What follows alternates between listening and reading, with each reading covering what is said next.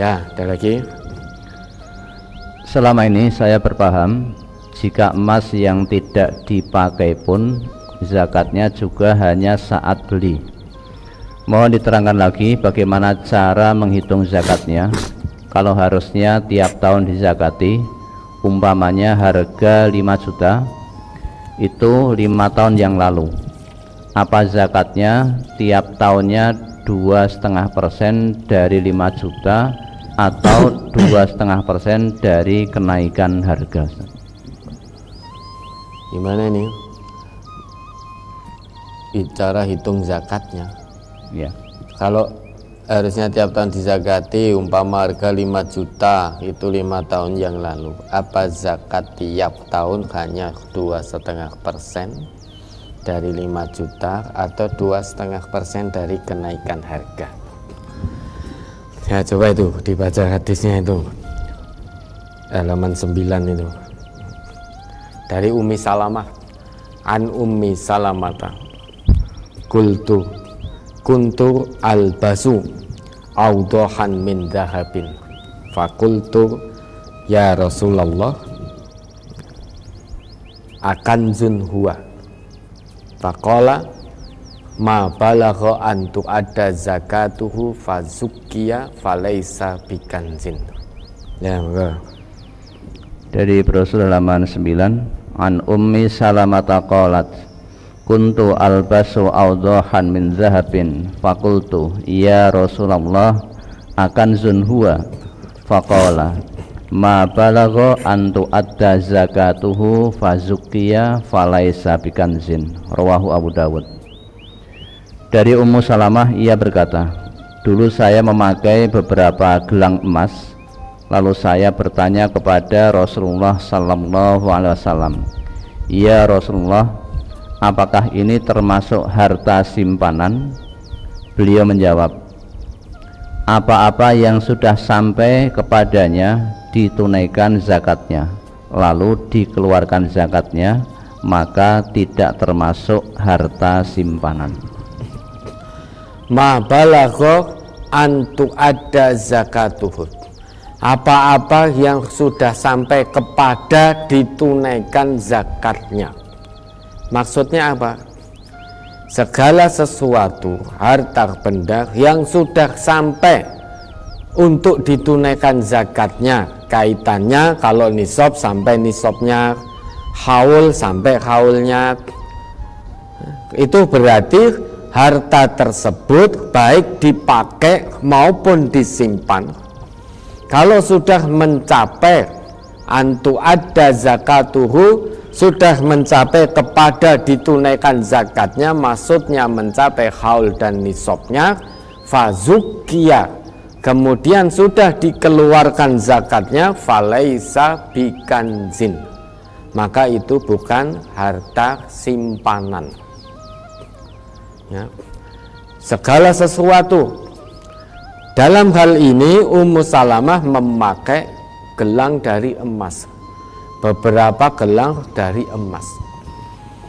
Kemudian beliau bertanya kepada Rasulullah, akan zunhuwa, ya Rasulullah, akan zunhuwa, apakah gelangku ini termasuk harta simpanan? Kata Nabi, ma balagha antu adda zakatuhu, segala sesuatu yang sudah sampai kepada ditunaikan zakatnya, maksudnya sampai pada haul dan nisabnya, fazukiya, kemudian sudah dikeluarkan zakatnya, falaisa bikanzin, itu bukan lagi dihitung sebagai harta simpanan. Ini menurut hadis Nabi.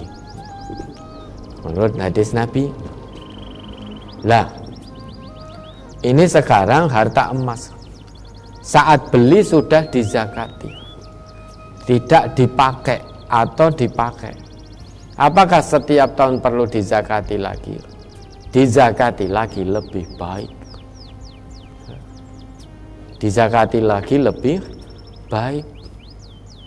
Bagaimana cara menghitungnya? Ya dari panjenengan beli itu, yang pertama kan sudah dizakati, dari yang panjenengan beli. Kemudian di tahun berikutnya emas naik, harga emas naik.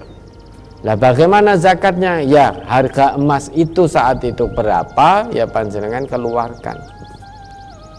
Kan kalau itu panjenengan jual emasnya kan mengikuti harga pada waktu itu. Misalkan tahun pertama 5 juta, panjenengan sudah zakati. Kemudian tahun ketiga menjadi kalau dijual 10 juta. Hartanya panjenengan, emasnya panjenengan simpan terus. Nah, berapa zakatnya? Ya panjenengan zakati sesuai harga itu. Harga pada tahun kenaikan itu. Karena kalau emas itu panjenengan jual juga akan dapat segitu. Begitu seterusnya. Nah, semakin dizakati setiap tahun itu lebih baik kalau itu memang menjadi simpanan panjenengan. Namun kalau itu dipakai, kan tadi sudah disebutkan, ya, waqtalafa ahlul ilmi fi dzalika. Ya. Ahlul ilmi, para ulama berselisih terkait zakat perhiasan yang dipakai. Faro'a ba'du ashabin Nabi sallallahu alaihi wasallam. Ya, sebagian dari sahabat Nabi itu melihat bahwasanya di dalam al-huliyyi atau perhiasan yang dipakai itu ada zakatnya. Ada zakatnya dan dikeluarkan hanya sekali. Termasuk yang berpendapat demikian adalah Abdullah bin Mubarak dan juga As-Sauri. Namun demikian ada beberapa sahabat Nabi yang lain melihat bahwasanya dalam perhiasan yang dipakai itu tidak ada zakatnya. Yang melihat begini Ibnu Umar, kemudian Aisyah, kemudian Jabir bin Abdullah, dan juga fuqaha tabi'in. Di antaranya ya, yang mengatakan demikian pula berpendapat bahwa dalam zakat perhiasan yang dipakai tidak ada zakatnya, termasuk Imam Malik, termasuk juga As-Syafi'i, Imam Syafi'i, kemudian termasuk Imam Ahmad dan juga Ishaq. Ini perbedaan ahlul ilmi. Semuanya terpercaya, mu'tabar, ahlul ilmi, sahabat Nabi. Nah, maka dari sini maka kita ambil mari jiwa zakatnya. Karena kita tidak seperti beliau-beliau. Kita tidak seperti beliau-beliau itu.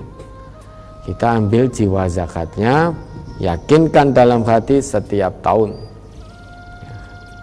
Kalau itu kita simpan, kita zakati, itu lebih baik. Meski Nabi kita bersabda, ma balagha an tu'adda zakatuhu fazukkiya falaisa bikanzin.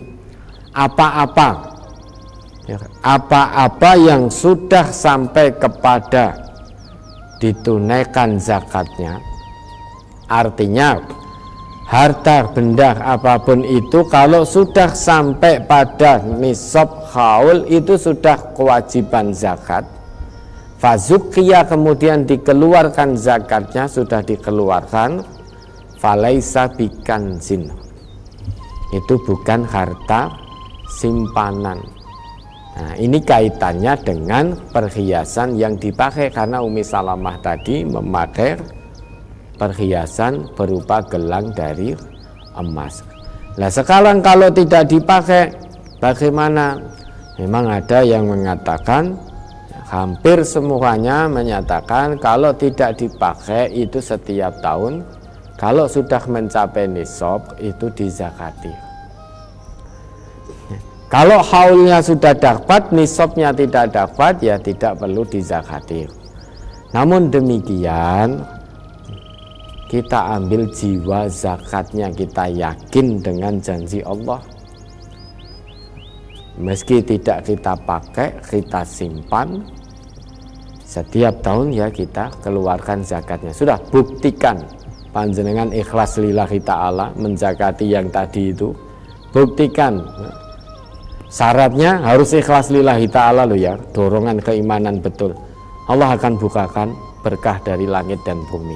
Itu janji Allah, bukan janji saya. Silahkan dibuktikan. Namun jangan coba-coba. Wis coba tak zakatane ben tahun sesuai dengan kenaikan harga emas.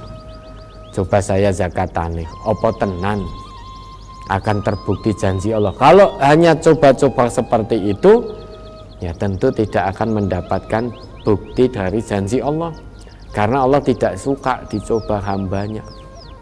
Kita sebagai hamba sudah bismillah, yang awalnya kita hanya nyoba, setelah sadar mohon ampun kepada Allah sudah tunaikan. Ya, tujuan utama kita zakat itu bukan untuk yang lain-lain, tetapi apa? Tujuan utama kita zakat, tujuan pertama kita zakat itu adalah bersegera memenuhi menjalankan perintah Allah. Sudah, itu tujuan utama kita, bukan untuk tujuan yang lain-lain.